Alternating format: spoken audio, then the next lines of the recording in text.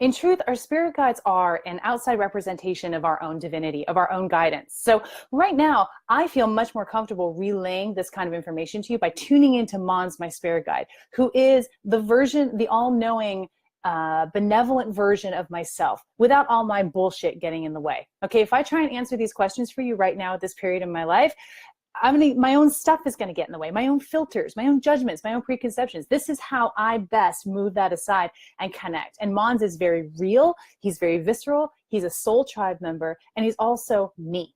He's also that part of me that can do this work. Spirit guides show up in different forms, and their forms change and morph depending on where your energy expands out to, where you get to. And so he first showed up to me as a barbarian. He was like this warrior with his crazy hair and wearing furs and kind of a scary dude.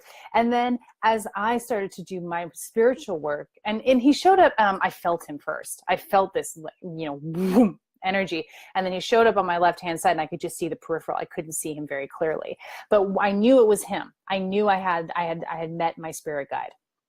And from there, as I continued to shift and expand and grow in my spirituality, his form changed. He no longer shows up as a barbarian. He shows up as more of a shaman guy. Right now I look at him right now and he's tall and he shows up as an older gentleman. So he's got wisdom and years behind him.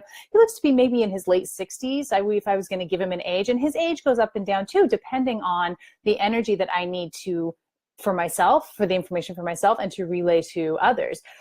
He wears a robe and he's got some kind of headdress on that I've never been able to really get the details on, but it's not Native American. I would feel like it's more ancient European, which would make sense because that's my heritage, the Celtic, the Welsh.